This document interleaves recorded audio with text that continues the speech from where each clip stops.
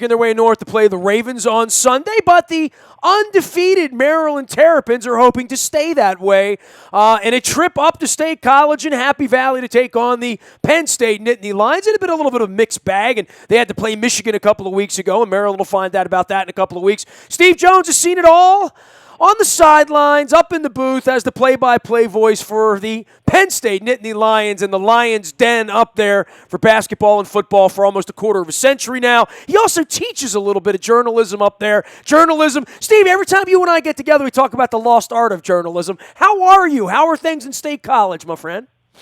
Things are going really well. Yeah, it can be a lost art. It's really different today, the .com world, as to how that works. But you know what? It's fun teaching. I try to give them good advice.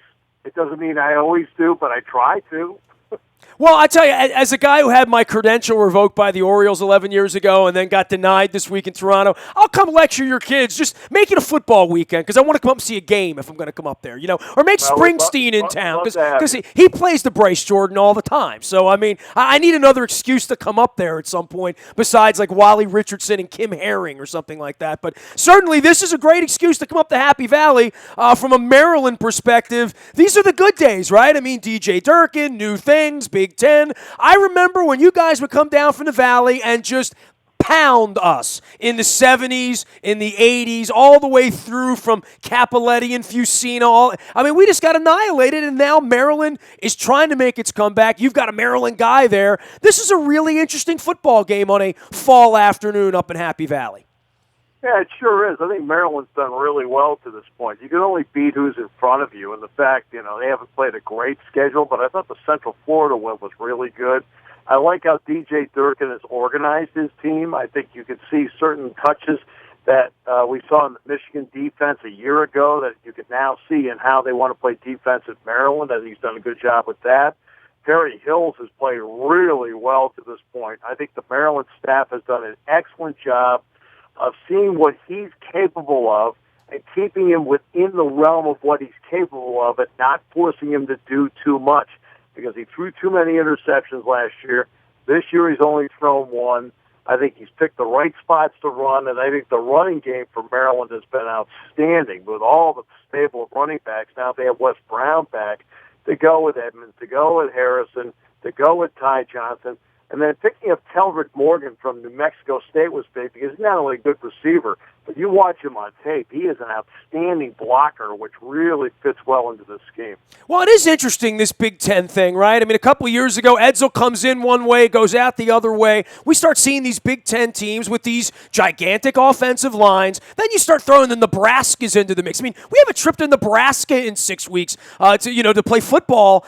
You don't think of, the WAC, that's for sure. And for Maryland to run after, the era in the ACC where they were always trying to recruit that Gelball or that Esiason, that New Jersey or New York, the passer and all that stuff. I think you need to pass the football, but clearly they want to run, and if you run, you don't need to pass. Maybe you need more of that against the Michigan or the Ohio States or where Michigan State was last year, but this is going to be a run-first type of thing, and if it's built that way and it's built to stop that, you can at least stay in football games.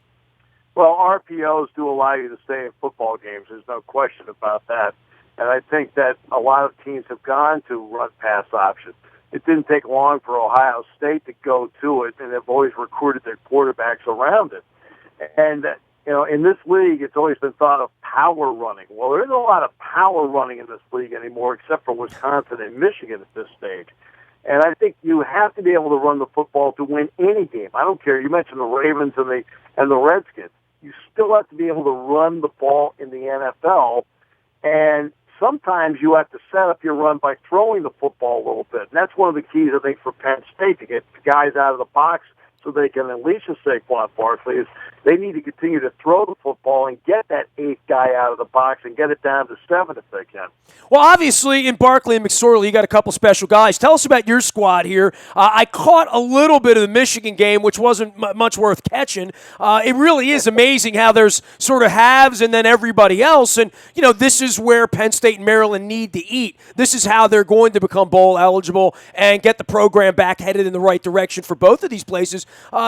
This is quite a tussle here. And I can't make heads or tails out of it. I think it's a pretty evenly matched football game from my eyes. Well, it's been like that the last 2 years since Maryland joined the Big Ten. Maryland won here by 1 point 2 years ago, and Penn State won by 1 point last year in Baltimore at M&T. So, I mean, that's how tight it's been between the two programs. I think that's really the genesis of a rivalry developing between the two. I think it's a fun rivalry based on location and also the fact that the scores have been so close. And I think right now, you have two teams. I think Maryland's confident because they're 4-0, but they don't know yet how good they are. Penn State has confidence because of not only winning the game against Minnesota, but how they won the game against Minnesota. Now they need to make the next step forward. So Penn State's looking to make the next step forward. Maryland's looking to make the next step forward. So now you have two teams that are in that realm. McSorley's a good quarterback. He throws the ball well. He's not looking to run the ball all the time. He's the kind of guy that when he starts to scramble, he keeps his eyes upfield and he makes plays.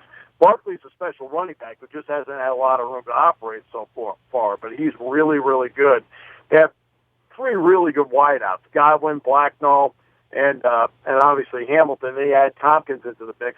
Defensively, they have really the problem has been injury. They've lost all three starting linebackers, and those three starting linebackers are not coming back this week. And I've never seen all three linebackers out for a month for a football team before, but that's exactly what's happening here. Well, Maryland's all backloaded, right? And I've kind of equated this to almost the NFL where they sort of played some exhibition games in the beginning, the Howard thing, some tune-ups, giving a lot of guys a chance to touch the ball, waiting for some guys to get healthy, waiting for some guys to get eligible. And then last week went out against Purdue and did something that, we're not used to seeing around here. 50 points, only giving up 7, against a team that, I don't think Purdue is one of these woebegone 2-9 this year type of teams. I think they're going to win some games this year. Certainly, I think Minnesota's going to win some games this year. All of these matches, but when you're winning games by 43 points and just sort of, taking the foot off the gas at some point in the fourth quarter, as Maryland did last week, it really has kind of turned some heads around here to say, all right, well, let's see what it looks like when you go up there in front of 100,000 people on, what might be a gloomy weather day on a Saturday, and let's see if you can run the football and stop the run up there. But Maryland's got this building thing going on because they're playing all their big dogs later in the year. Tell me about Michigan. I mean, I saw little pieces of that, but it really is kind of incredible how quickly teams, and that is the model for Maryland to say, well, if Jim Harbaugh can walk into Ann Arbor and in 24 months turn this thing into a juggernaut, why can't DJ Durkin at least turn Maryland into 8-3 and some upper tier bowl pretty quickly? Well, I think for one thing, Brady Hoke recruited really, really well. So let's start with that part there. Brady Hoke did a great job in recruiting. What Jim Harbaugh has done is he's added in his recruits, but it's mostly a veteran cast, and he's done a great job of organizing them and getting them to play at a high level. But he did walk into a great situation talent-wise there. They really are what I thought they were going to be. I told everybody on the speaking trail for 6 months when I was asked about Michigan, I said, look, they have a really good offensive line, especially center to right. Well, when Penn State played them, center to right, they were excellent. I said they have the best tight end in the country, and he is. I said they have two really good wideouts. They are. I think their running backs are good, not great. I don't care what they did against Penn State. Their running backs are good, not great.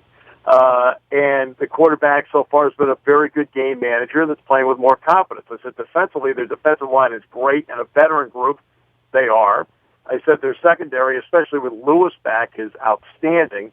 And Lewis is one of the top 2 or 3 corners in the country, which then gives a defensive coordinator all sorts of options when you have a lockdown corner like that. And I said their linebackers are average. Well, their linebackers, after watching the Penn State game, are average. But Peppers is absolutely outstanding. Great athlete, knows how to play, gets himself in position, uses his speed. And I think their kicking game's okay. So Michigan's exactly what I thought they were for the last 6 months.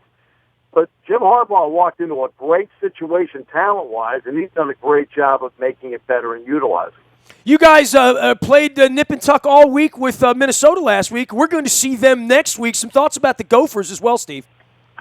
Leitner has become a better quarterback. He was a guy that when I saw him a couple of years ago, he really was an excellent runner, but not an accurate thrower. He's now become a much better thrower of the football and gets the ball downfield. He throws the deep ball really well. They have a huge offensive line. This is a 320 to 335 offensive line. It's not mobile, but I'll tell you, straight ahead blocking, they're very good. I like their tailbacks a lot, too, because between Brooks and Smith, there's some jump at tailback. I think the one wideout that they have, Wolotarski, is really good, and he really is the go-to guy in the whole thing for them.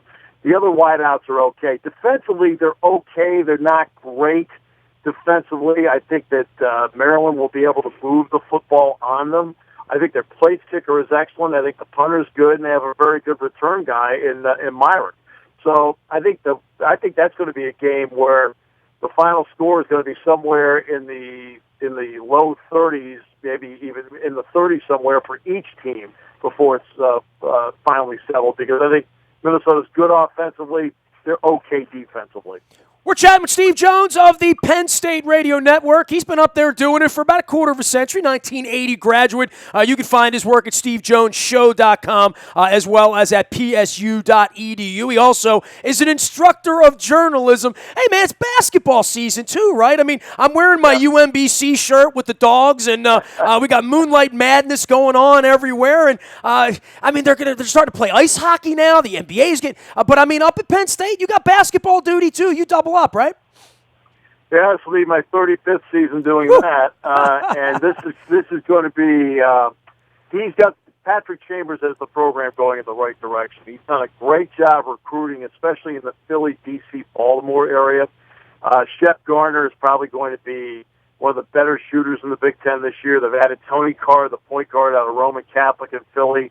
Lamar Stevens, the power forward out of Roman Catholic in Philly. That really has upped the athletic quotient on this team, which they really needed to do. And that goes with Josh Reeves that they got out of Oak Hill, who was an outstanding athlete. And Mike Watkins is a redshirt freshman that's going to be a guy that I think they hope will clean the glass. He's done a good job now of making Penn State a little bit better each year. And it's the first time around here since the early 90s that they've won 16 games or better 3 consecutive years. And he's got a chance now to make that even better because he has now changed the recruiting quotient around here. He's been able to get into Philadelphia, get himself some really good basketball players, get himself some really good athletes, and Penn State is not going to be an easy out for anybody.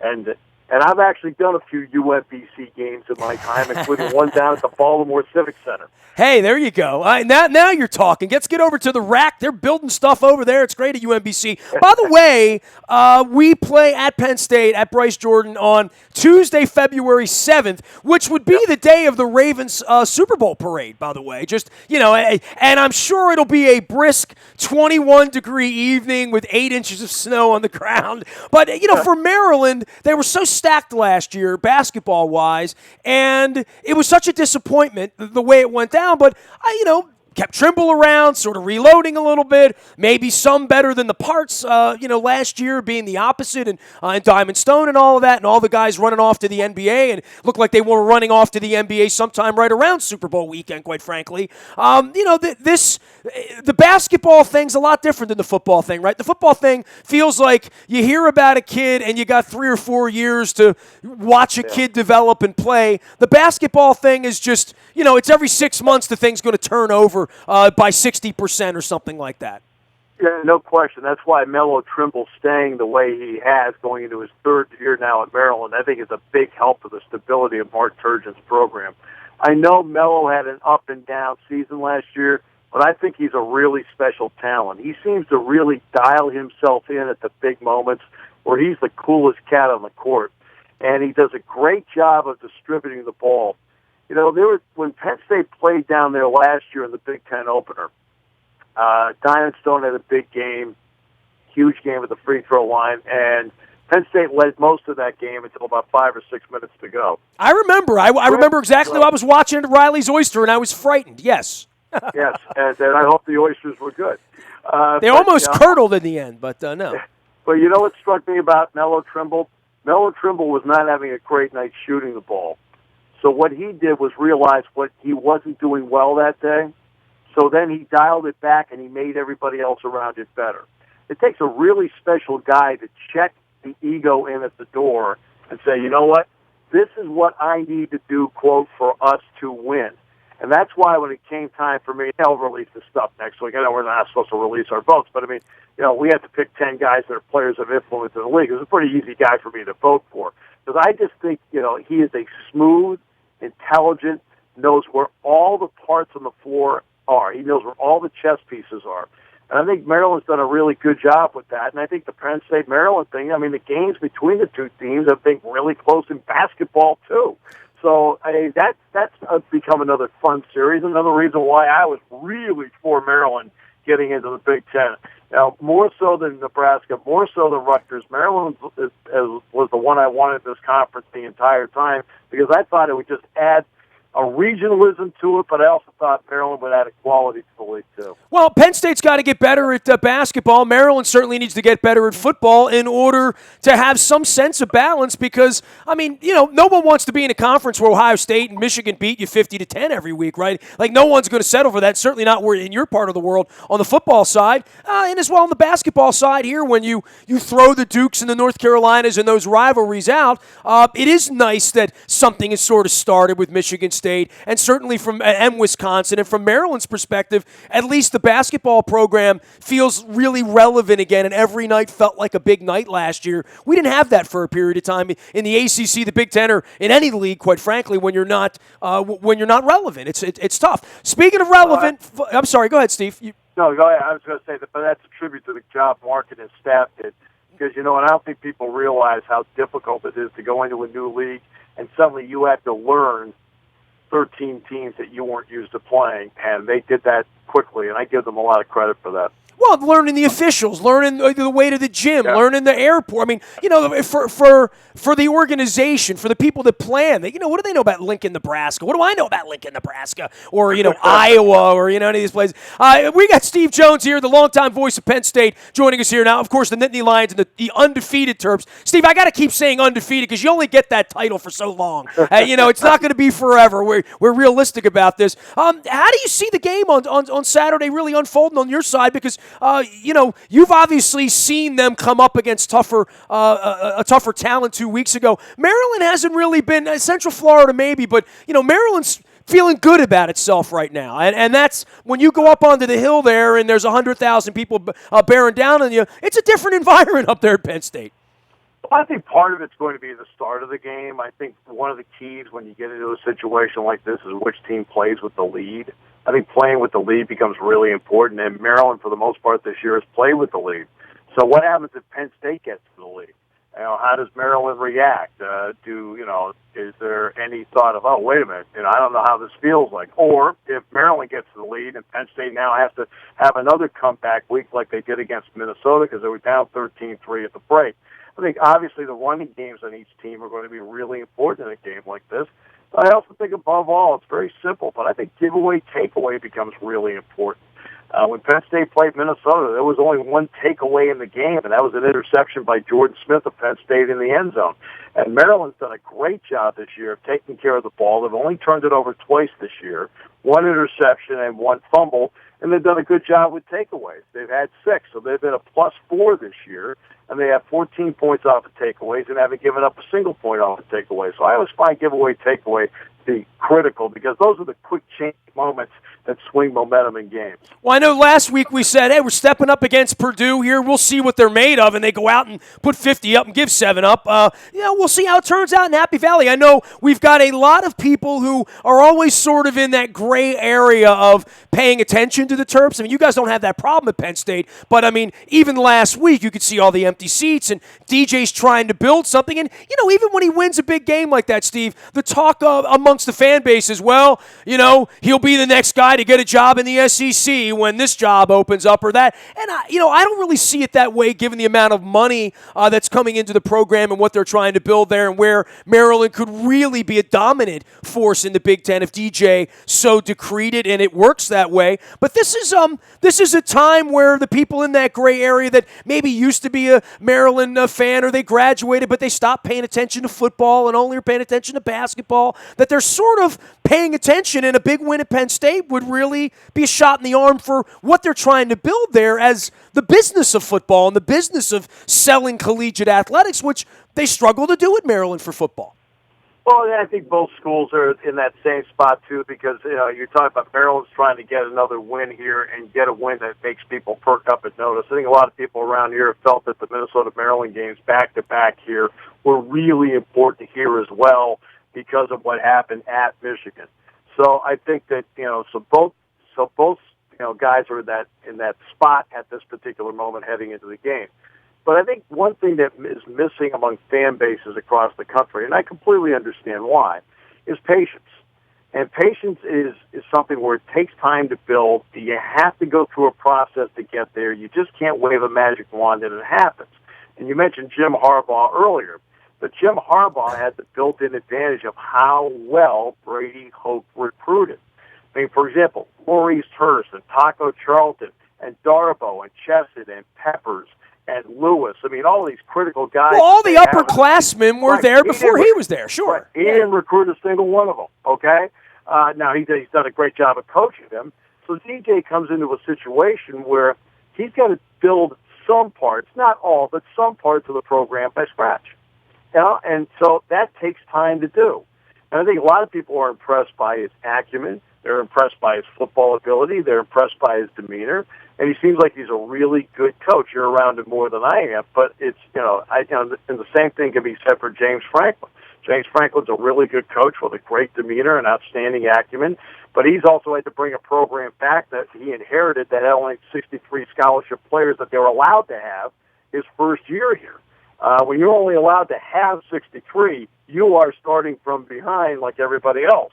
And so you've had to build it from 63 up to 75 scholarships and finally up to 81 where it is now. And it takes a process.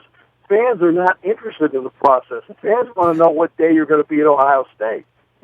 Right, and it might be 2019 or 2020 or 21 because it doesn't feel like it's going to be in 2016, but you never know, and beating teams like Penn State on the road are what get the optimism going and get the eyeballs onto those games and get people back to the program to knowing who the quarterback is and knowing who the recruits are, which is something that, quite frankly, they haven't had enough of. And, look, Steve, we always talk about this. I mean, no offense, you're up there in the middle of Pittsburgh and Philadelphia. You are the thing and you're part of the world that draws from that part of the world, and having 50 years of tradition, some of it good and some of the reputation not so good lately, and trying to repair that. But here, you got the Redskins and the Ravens playing on Sunday against each other this week, right? So, I mean, it's kind of the anomaly of all anomalies, but the thing that pulls people away from the Maryland football program, quite frankly, is they love the Redskins or they love the Ravens more.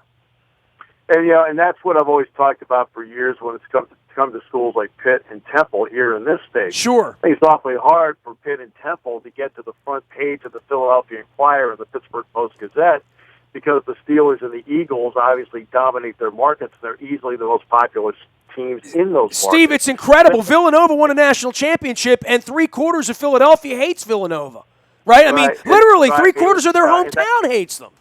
Right, and that's the problem you have, and the problem that Maryland has is they're nestled in between Baltimore and Washington, and the Ravens and the Redskins are not only playing this weekend, they're playing each other, which then takes it to another level.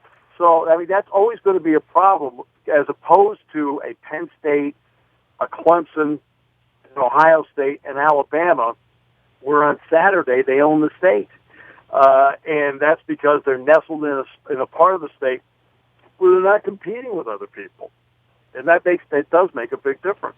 Steve, man, always a pleasure having you on. Appreciate the chats and your work at Big Ten and, of course, at the Penn State Radio Network. We'll be following along, and, don't hurt us up there in the Valley. Get some stickies. We'll get over to Skeller. We'll do all that stuff. And, the regatta. I had a Penn State girlfriend at one point, so, I'm all up to speed on State College. It's great having you on, man. Good luck to you guys this weekend. It's going to be a good football game. Absolute pleasure, as always. Rise and shine. It starts at noon up in Happy Valley. The Terps taking on the Nittany Lions. Of course, the Ravens and the Redskins. We've been on the backfields at Owings Mills all week long. Any breaking news comes to you first on the WNST Tech Service. That's brought to you by Coons Ford of Security Boulevard. And, of course, Dennis is here each and every Thursday driving you home and getting you ready for Thursday Night Football and, of course, Ravens action. We still have some space on our Giants bus for next week. And we're going to have C.J. Mosley joining us at Buffalo Wild Wings in Owings Mills on Tuesday night for the Bone Marrow Registry for There Goes My Hero. Make sure you plan to join us for that. Anything you miss here at WNST.net and AM 1570, you can find in our Buy a Toyota Audio Vault. That's there 24 hours a day. You can download podcasts, listen when you want, where you want, even in Pennsylvania. They let you do it up there. It's all brought to you by buyatoyota.com, and you can download that TuneIn Radio app. We do come in crystal clear. Last but never least, the morning newspaper, 7 a.m. It hits your email inbox digitally, of course, and brought to you by Planet Fitness and PlanetFitness.com. Still $10 a month to get in shape there. I'm out on Facebook, Twitter, LinkedIn, Snapchat, Instagram, streaming live on Facebook Live as well as on our WNSTV YouTube channel. We are WNST.net, AM 1570, and WNST Towson, Baltimore, and we never stop talking Baltimore sports.